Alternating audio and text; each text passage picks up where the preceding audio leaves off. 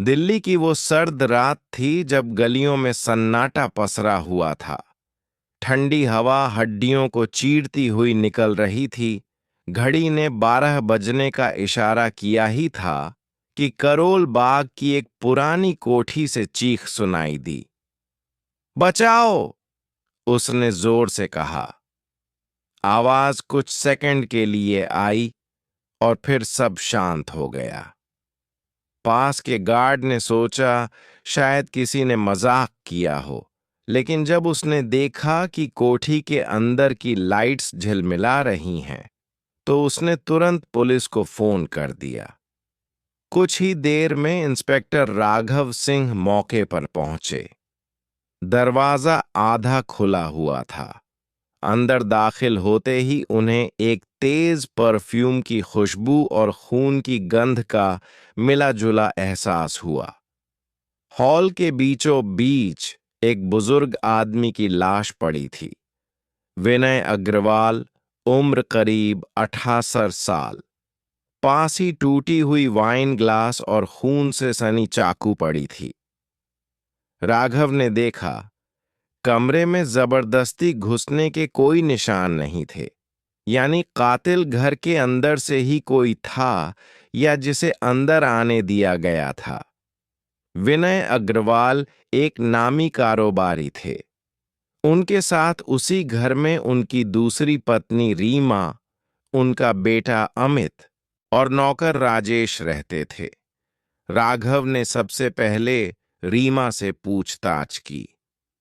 मैं अपने कमरे में थी इंस्पेक्टर साहब, तभी मैंने चीख सुनी। जब नीचे आई तो विनय जी जमीन पर पड़े थे। रीमा ने चिंता जताई। आपके कमरे से नीचे आने में कितना वक्त लगा? इंस्पेक्टर राघव ने पूछताछ की आवाज में पूछा। बस 1 मिनट, रीमा ने गंभीरता से जवाब दिया। राघव के चेहरे पर हल्की मुस्कान आई। और उस 1 मिनट में कातिल गायब हो गया? वह संदेहपूर्ण लहजे में बोला। पापा को रीमा आंटी से शादी नहीं करनी चाहिए थी। पापा ने पिछले महीने मुझे प्रॉपर्टी से निकाल दिया था, पर मैं उनसे नफरत नहीं करता, अमित ने कड़वेपन के साथ कहा।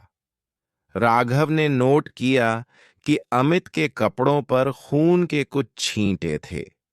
जब उनसे पूछताछ की गई तो अमित ने जवाब दिया, मैंने पापा को बचाने की कोशिश की थी, इसलिए लगा होगा। अमित ने बचाव करते हुए कहा। साहब, मैं पीछे वाले कमरे में सो रहा था। आवाज सुनकर आया तो सब खत्म हो चुका था। मैंने बस मैडम को सीढ़ियों से उतरते देखा, राजेश ने तथ्यात्मक अंदाज में बताया। सीढ़ियों से उतरते? मतलब वो ऊपर से आ रही थीं? इंस्पेक्टर राघव ने सवालिया लहजे में पूछा।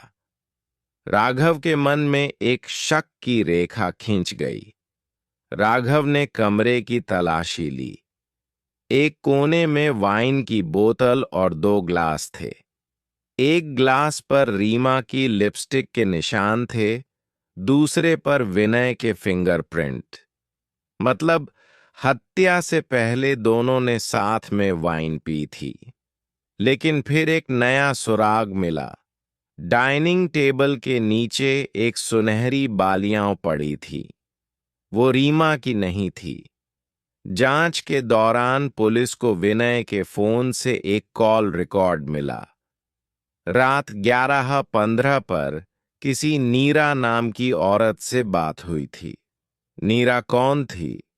नीरा को थाने बुलाया गया। मैं विनय जी से